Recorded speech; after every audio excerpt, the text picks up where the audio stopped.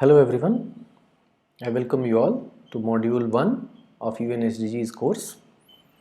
In this module, we will cover 4 points. First, introduction. Second, United Nations and a world in order. Third, scenario of current model of growth and development. And fourth and last, need for change.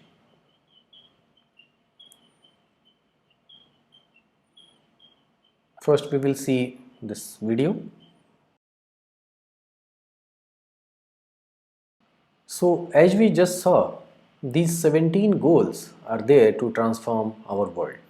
Well, it has taken a number of years and a huge effort from a lot of nations, a lot of agencies, of course, United Nations being at the driving position for this change, and a lot of experts, scientists, researchers, NGOs, volunteers, scholars who are working on like several topics, several subjects, and even pinpointed issues from like a sitting in the corners of like a world, and all of their inputs have been like a culminated into these 17 like a goals which carry the potential to transform our world for the good. So the sustainable development goals are a call for action by all countries, poor, rich and middle income, to promote prosperity while protecting the planet. They recognize that ending poverty must go hand in hand with strategies that build economic growth and address a range of social needs, including education, health, social protection, and job opportunities, while tackling climate change and environmental protection. More important than ever, the goals provide a critical framework for COVID-19 recovery also. So we can see in these 17 goals, we saw in the like a second slide, these in an like a wholesome manner, they cover the entire planet. They cover all living, non-living beings, including all the species from like a flora and fauna, and all of these animal and like a plant, like a kingdoms. So our present United Nations Secretary General Antonio Guterres, what he says, we need to turn the recovery into a real opportunity to do things right for the future. Well, there is a huge impact on these efforts and the life in general on the human society and other living beings also due to this COVID-19. COVID-19 is spreading human suffering, destabilizing the global economy and upending the lives of billions of people around the world.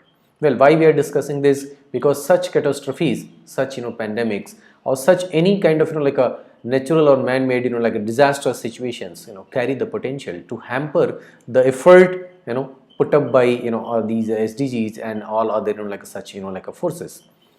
The pandemic is an unprecedented wake-up call, laying bare deep inequalities and exposing precisely the failures that are addressed in the 2030 Agenda for Sustainable Development and the Paris Agreement on Climate Change. Leveraging this moment of crisis, when usual policies and social norms have been disrupted, bold steps can steer the world back on track towards the Sustainable Development Goals. This is the time for change, for a profound systemic shift to a more sustainable economy that works for both people and the planet. The Sustainable Development Goals are vital for a recovery that leads to greener, more inclusive economies and stronger, more resilient societies. Well, what do we mean by these if you see?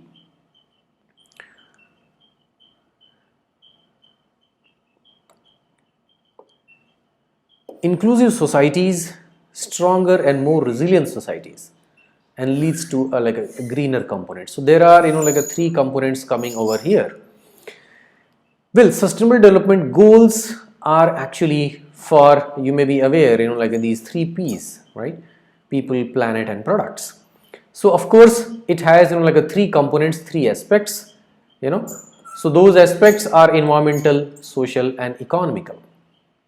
That's where this green like effort comes, because whatever we are making, whatever we are producing, whatever the changes we are bringing on this planet should be green. Well, this green factor includes number of considerations which must go while designing, while like preparing the blueprint of it, and then while manufacturing, fabrication, construction, and up to the like last stage of its cycle, and even beyond that. Once the life cycle has ended, that product should go back to the sources from where it has come from.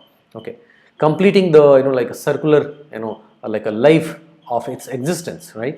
So that thing, and inclusive economics means the last person standing in the queue to access the resources and things in our society should also get the equal access, to the benefit for the for the benefit of its like a livelihood, for the benefits of its education, health, all of like such necessities and facilities, and for a proper survival. This then is becomes a inclusive, like a development, inclusive economy. It's not just like the people or the societies or the organizations which are involved in such very fast paced economic activities, only they should make the wealth. No, everybody should make the wealth, everybody should be actually benefited out of like this whole phenomena. Then it becomes inclusive development, stronger and more resilient society. Well, we have just like the last 2-3 years we have experienced this pandemic, and it is like nobody can say that there won't be like another one of this type or maybe some other type. Okay, so the one thing what we can do is to prepare ourselves to tackle like a such like a catastrophes, such disastrous like a situations and episodes on the human society. So we need to build that resilience. That resilience is that capacity that even if you are stuck with something, even if you have a kind of a suffered a jolt, maybe a break or something, but you have the capacity to bounce back. Okay, that capacity we call it as like a resilience in the simple terms. Okay, so our society in a whole, including each and every member, should have this capacity, so that whenever there is such kind of like a disruption, we are able to come back on our feet again. Okay, this is where this makes like a, in its true sense, a sustainable like a development. Let's see this video.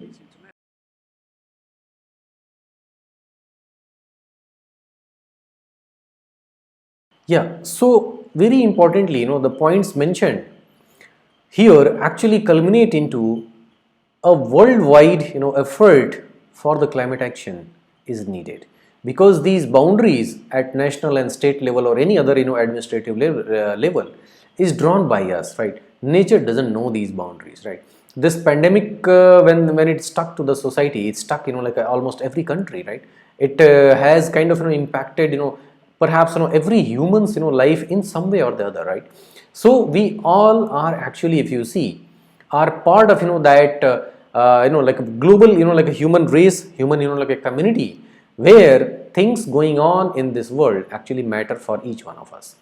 This is where this collective like effort to tackle these global problems becomes essential, right? So leaving the like boundaries behind, we must unite for taking up like such efforts for climate actions, and devise like plans and mechanisms and systems for achieving our like sustainable development goals, right? So the sustainable development goals are the blueprint to achieve a better and more sustainable future for all.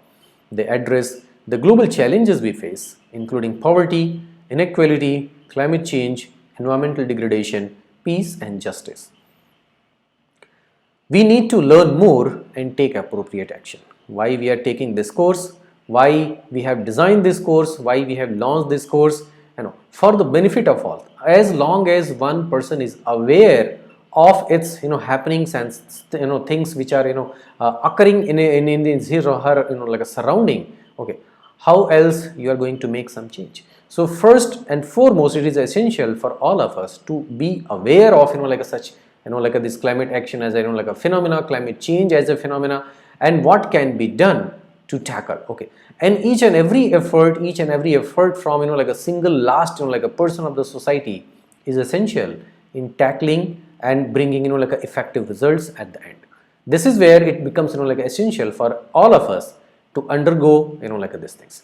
So briefly, in this introduction like a chapter, we will discuss about the history of it, like how the whole thing like came to its existence. The 2030 Agenda for Sustainable Development, adopted by all United Nations member states in 2015, provides a shared blueprint for peace and prosperity for people and the planet, now and into the future. At its heart are the 17 Sustainable Development Goals, commonly we call them as SDGs, which are an urgent call for action by all countries, developed and developing, in a global partnership.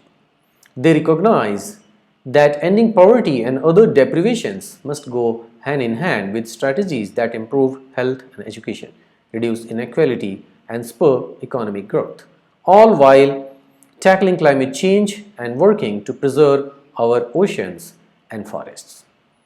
The SDGs build on decades of work by countries and the UN, including the UN Department of Economic and Social Affairs. In June 1992, at the Earth Summit in Rio de Janeiro, Brazil, more than 178 countries adopted Agenda 21, a comprehensive plan of action to build a global partnership for sustainable development to improve human lives and protect the environment. So if you see, at the cusp, at the premise, it is always there, like how we can make it environment responsive, how we can make it responsive to all other like entities which are part of the environment. And to begin, the efforts began like a long back, but they started materializing, so these are like some landmark like years, and the summits, like a landmark, summits, landmark, like a places, right, where like such efforts actually officially began, and countries, like 117 countries you can see over here, they came together and they made a common pledge. This is why it becomes like like a very important like a milestone for us. Member states unanimously adopted the Millennium Declaration at the Millennium Summit in September 2000 at UN headquarters in New York. The summit led to the elaboration of 8 Millennium Development Goals. Typically, earlier we used to call them as like MDGs, to reduce extreme poverty by 2050. So you can see like in a step-by-step manner. Okay, first of all, like these MDGs came into their like existence, and the purpose, was to get rid of poverty, extreme poverty, reduce it, by whatever means possible, and some targets were actually set, and efforts were put up in the place, right, and results were kind of like analyzed, observed, and then further this actually helped to pave way for the like a larger goals of like a SDGs that we will see later in the lecture. The Johannesburg Declaration on Sustainable Development and the Plan of Implementation, adopted at the World Summit on Sustainable Development in South Africa in 2002, reaffirmed the global community's commitments to poverty eradication and the environment and built on Agenda 21 and the Millennium Declaration by including more emphasis on multilateral partnerships. So, South Africa in year 2002, it started taking like a further shape, and there was a declaration which was released. At the United Nations Conference on Sustainable Development Rio Plus 20 in Rio de Janeiro, Brazil in June 2012, member states adopted the outcome document, The Future We Want, in which they decided inter alia to launch a process to develop a set of SDGs to build upon the MDGs and to establish the UN High-Level Political Forum of Sustainable Development. So, of course, the contents from the MDGs plus a lot more. The Rio Plus 20 outcome also contained other measures for implementing sustainable development, including mandates for future programs of work in development, financing, small island developing states, and more. So you can see over here how the scope started increasing from this time and onward, and we can see even like how we are going to finance it, because such a mammoth like a scheme which is going to be implemented at global level, including so many countries and involving billions of people across like all the continents, right? This is a mammoth gigantic effort which may be happening for the first time in the whole human existence, right? Such a collaborative effort, of course, it requires financing, because no scheme, no plan can be implemented unless and until there is some financial backing, because for implementing one like a needs to reach to each and every last person, each and every last community on all the countries, right? So how that can actually be practically be done, of course it requires a lot of funding, right? So from where like that funding is going to come, this was also discussed, and some other things like concerns about like a small island development states and many more. Further, in 2013, the General Assembly set up a 30-member open working group to develop a proposal on the SDGs. In January 2015, the General Assembly began the negotiation process on the post-2015 development agenda. The process culminated in the subsequent adoption of the 2030 Agenda for Sustainable Development with 17 SDGs at its core at the UN Sustainable Development Summit in September 2015. So another landmark where these 17 SDGs, they were actually launched, they were shared with the world, and as a 2030 agenda it was proposed, and this as like a target year was set up to forcefully like implement these SDGs at each and every like a country, member country, and observe the results, and this timeline was actually set. So you can see very clearly over here from 2015 to 2030, this 15 years like a duration is set, like we are like somewhere here in this like a time span. So it is like a moving forward, and definitely there will be a comprehensive review before we reach like this milestone, and we will see the results. Of course, there are a lot of success stories. For example, I would like to mention like why is it important to bring in and put in our efforts, because there are like a significant and positive results from across the world on such like a common activities. For example, many years back, this hole in the ozone layer was a global issue, right? And it started kind of happening, and the hole was started widening every year, right? It was a kind of like a crisis situation, because we know once the ultraviolet rays start falling directly to the surface of the planet, at the ground level of our planet, it has the potential to kill in a majority of our agricultural produce, kill like animals, kill like other plants, and other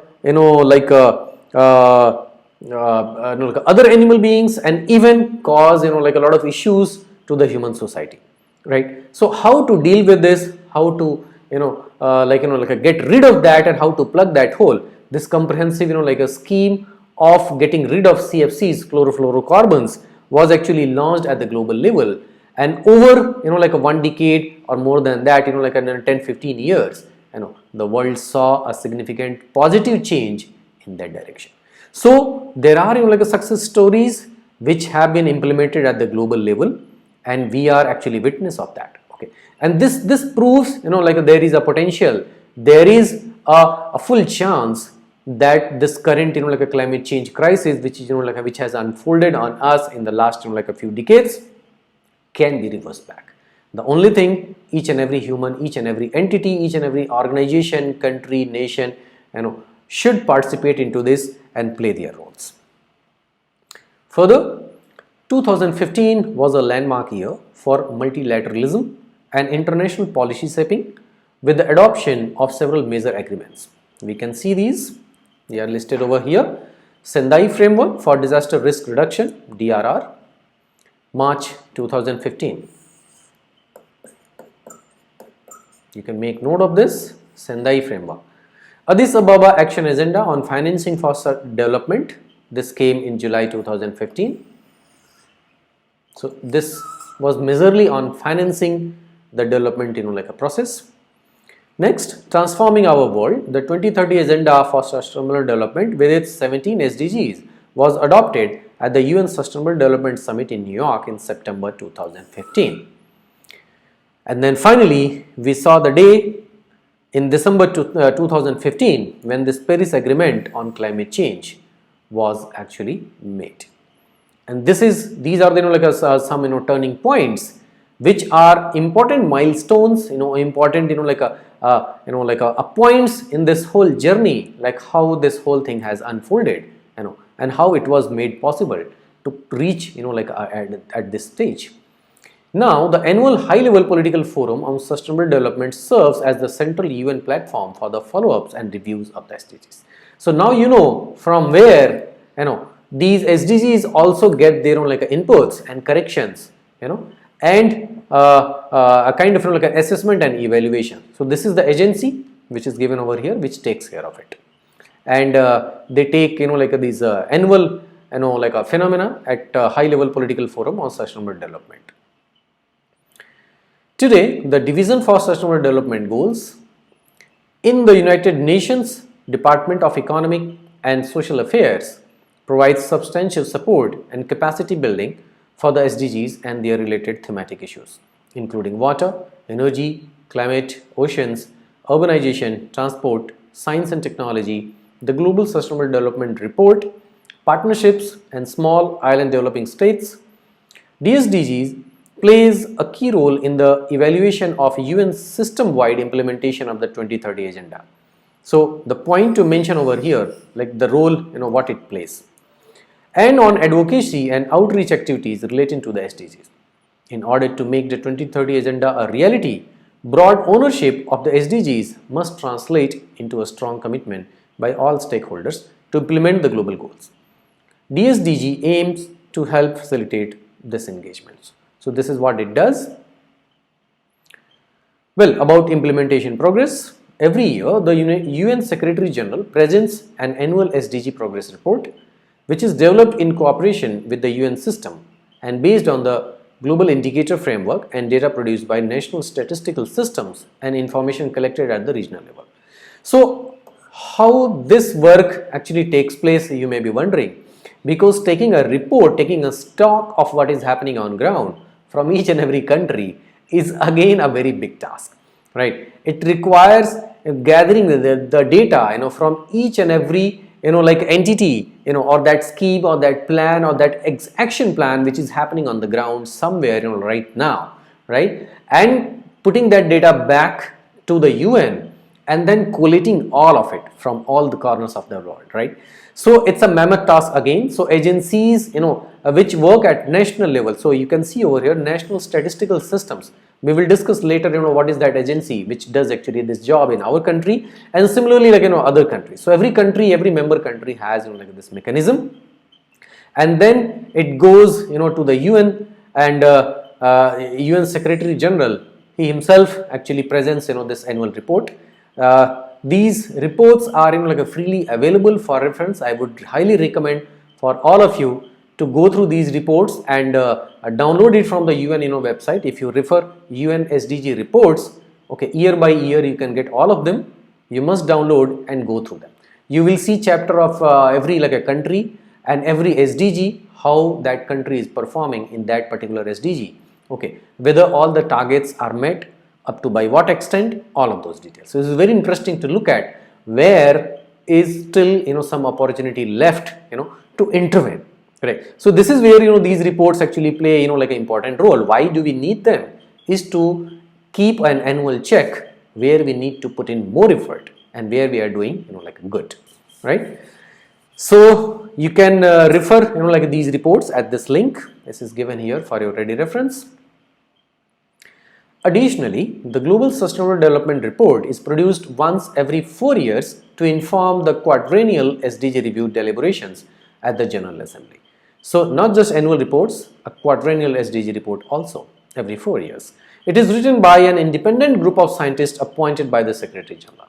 So one may actually question, like a policy which is implemented by like a UN, how can they themselves be the auditors or the evaluators of it? Well, to keep a check on that, because this is a novel activity which must actually bear like a fruits in time.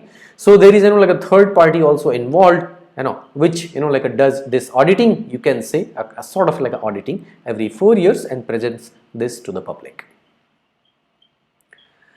So with this we have come to the end of like a first like a chapter. Now we will move to the second chapter, United Nations and a World in Order. In this one we will try understanding the United Nations as a body, because this body actually is carrying like this this mammoth task on its shoulders, and this body actually is carrying several other tasks, that we will see later in this chapter, and how you and me are also connected to this. Okay, in any moments of like a need, whether it is like a health wise, culture wise, like a maybe some sort of like a crisis and disaster, like a crisis wise, water wise, like other policy and framework wise, peace and harmony wise, somewhere UN is touching all our lives, right? So the concept of United Nations, one place where the world's nations can gather together, discuss common problems and find shared solutions. So this is the mandate of United Nations. You can see very clearly mentioned over here: gather, discuss, find shared solutions. This is how United Nations work. This is how this has been working all of its existence, and this is how it is actually pleased to include each and every one of us, right? So if you are able to contribute in some way, you are welcome to associate yourself using like a proper channels, using local channels available in your country, in your region, at your place, and contribute to this cause. So this is a concept note about United Nations. The United Nations is an international organization founded in 1945, currently made up of 193 member states in year 2022. The UN and its work are guided by the purposes and principles contained in its founding charter. So 1945, and there is a founding charter. UN has evolved over the years to keep pace with a rapidly changing world. Since 1945 till this date, the world has evolved quite a lot. In terms of the human population, in terms of human footprint on this planet, in terms of technology, science, and growth and development at each and every place, right? A lot has changed. So in this renewed scenario, how United Nations is also coping with this like a renewed challenges every year, every decade, that also is very interesting to look at. And this is where United Nations has a wide portfolio of the things or the tasks what it undertakes. The UN has evolved over the years to keep pace with the rapidly changing world, but one thing has stayed the same. It remains the one place on earth where all the world's nations can gather together, discuss common problems and find shared solutions that benefit all of the humanity. So all of these like years, well, a lot has changed, but something which has not changed is this like a philosophy, this concept, the ethos on which UN was founded. Let's see this video.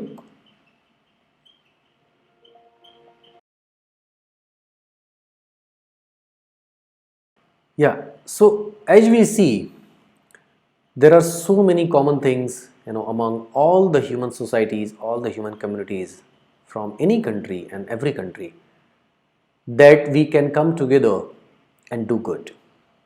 That is the premise on which actually UN works, and it promotes its policies and action plans. And this is where SDGs are also conceptualized and being implemented. Okay. So your contribution as a student, as a scholar, as a researcher, as a professional, as a householder, as a farmer, as a professional, any role, whatever you have something to contribute. Okay. And this can only be done in an inclusive and collective mode, right? So one must actually be part of like this whole effort to make this world a better place. The UN's membership has grown from the original 51 members states in 1945 to the current 193 member states in 2022. All UN member states are members of General Assembly. States are admitted to membership by a decision of the General Assembly upon the recommendation of the Security Council. So how United Nations actually invites or actually approves some country as its member states is given over here. The UN Secretary General, the present Secretary General here, what it says: In the end, it comes down to values. We want the world our children inherit to be defined by the values enshrined in the UN Charter: peace, justice, respect, human rights, tolerance, and solidarity. All good words, all amazing words. And all these words are at the heart of our like a social values, no matter which place we belong to, which culture we actually follow. Okay, in every part of the world, in every like a corner of this planet, our like these values are always enshrined. So why not to nourish them, why not to further them? The Secretary General is Chief Administrative Officer of the UN and is also a symbol of the organization's ideals and an advocate for all world's peoples, especially the poor and the vulnerable. The Secretary General is appointed by the General Assembly on the recommendation of the Security Council for a 5-year renewable term. The current Secretary General and the 9th occupant of this post is Antonio Guterres of Portugal, who took office on 1st January 2017.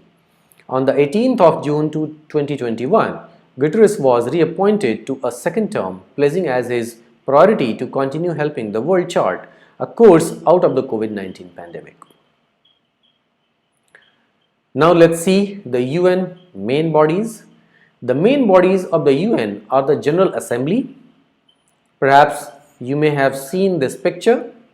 This is the picture from the inside of the UN General Assembly.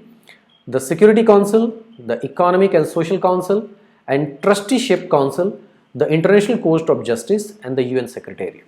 These are the main bodies of the United Nations. All were established in 1945 when the UN was founded. UN Secretariat. The UN Secretariat carries out the day-to-day work of the UN as mandated by the General Assembly and the organization's other main bodies. The Secretary General is the head of the Secretariat, which has tens of thousands of international UN staff members working at duty stations all over the world. This is where this organization becomes amazing, like a place to work and be part of. UN system.